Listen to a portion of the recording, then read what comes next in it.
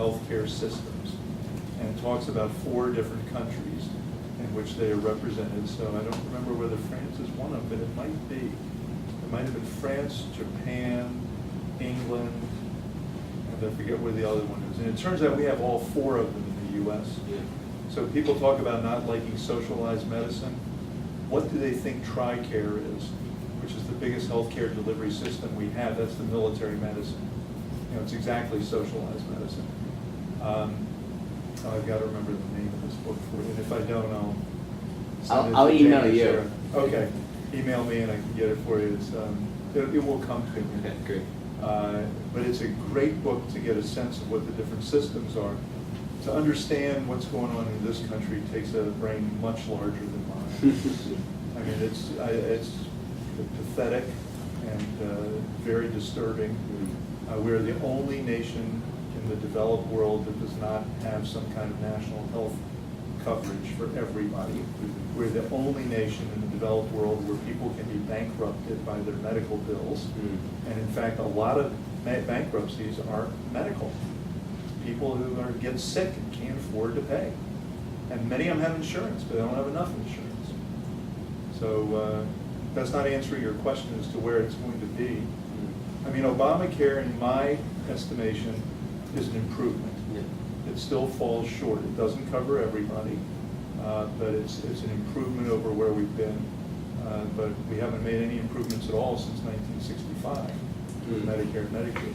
Speaking to what was brought up about obesity, just kind of taking that into our brains, should we do something, or should we educate and expect change? Like, should we legislate? Should we command and sort of force this? Or should we give the education and the tools, and if it works, it works, and if it doesn't, it doesn't? What would you have done? What would, like, I'm trying to envision what... Like, you mean, what do I mean by, like, force it? Yeah. I don't know, just like we kind of, like we regulate, it's ridiculous, but like we regulate guns, and like we regulate driver's licenses, we could, it'd be ridiculous, but we could very easily regulate how much food you're allowed to buy. We could outlaw McDonald's, things like that, things that, though absurd, have been proposed. We actually do have policies that aren't quite those Yeah. yet, but they're very controversial. McDonald's shutting down McDonald's. How do you pronounce McDonald's in French? McDonald's. I like that. That's much better than our version. We have some places that have taxes on soda pop and on snack food, junk food. That's one option. We have places that require menu labeling, so you know how many calories are in what you're eating. I think Massachusetts, I'm from Massachusetts, I think that's one of those places. We have Mayor Bloomberg in New York has gotten city council to ban trans fats in restaurants. Wow. And it worked.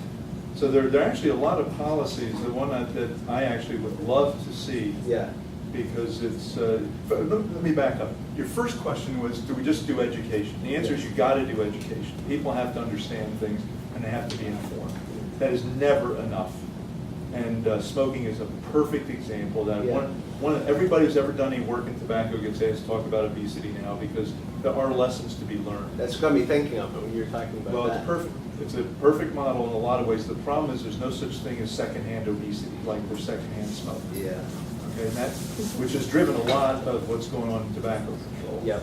But the whole issue of taxation is very similar. What I personally would love to see, I'd love to see taxes on some junk foods and soft drinks, which don't hurt people who aren't consuming lots of them. Yeah. They hit the people who are consuming lots of them. Yeah. Okay?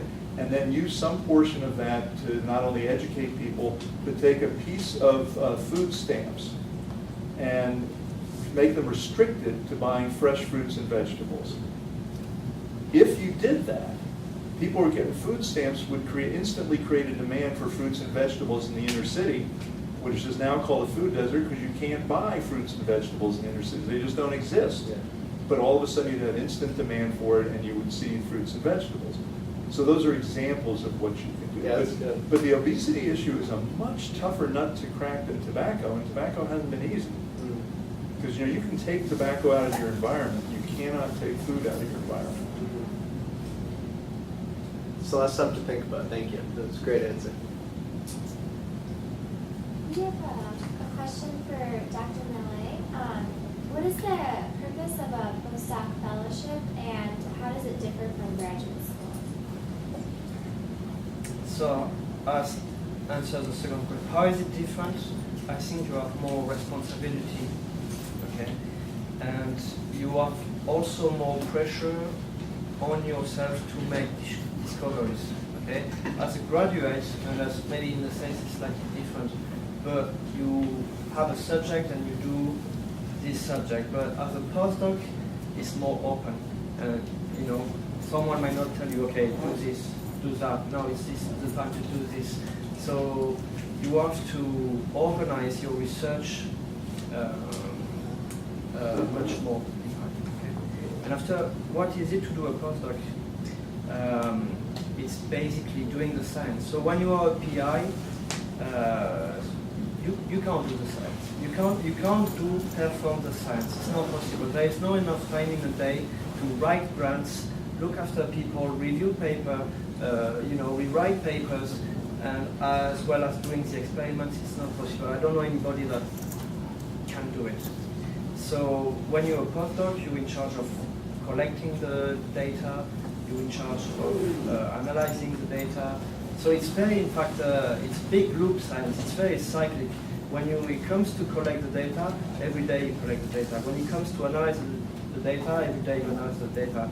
By the time you get sick of analyzing the data, it's a new cycle that starts again. Now it's the time to write the paper. Well, you write the paper, sick of it, and then it's a loop starting again. It's also you have to communicate the science. So being a postdoc, you need to be able to go to conferences and show your discoveries and explain people and communicate to people what you've been doing. Writing paper is another way as well.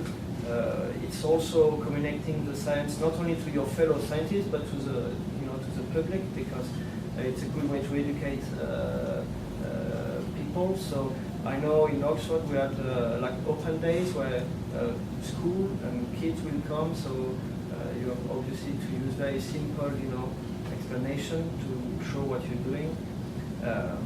So that's everything is. That's what it is largely between a postdoc.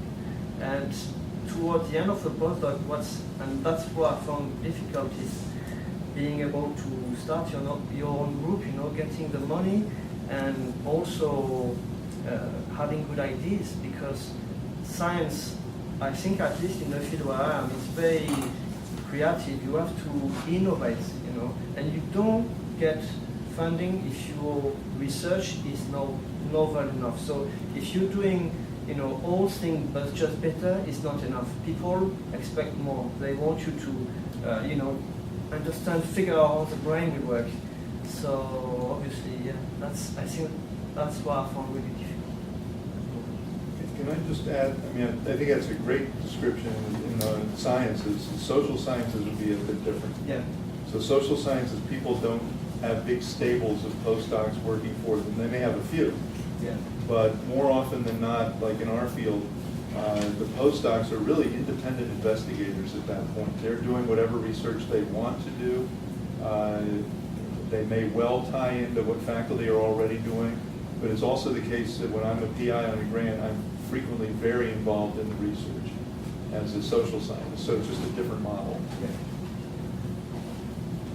I think that's the difference might rely on the fact that hardcore science rely on collecting the data, and that takes a lot of time. Well, there's some social science that requires a lot of data collection. If you're doing surveys or something, yeah. that would take a lot. In economics, we use OPs for data, other people's. It's much cheaper, much easier to do, much quicker. It's not as ideal in many ways. But Maybe if you're an experimentalist, or that would be different. No, we have scientists who I think where the model would be exactly what you're describing in our school, but the social scientists, it's just a little bit of a different model. sort of a question.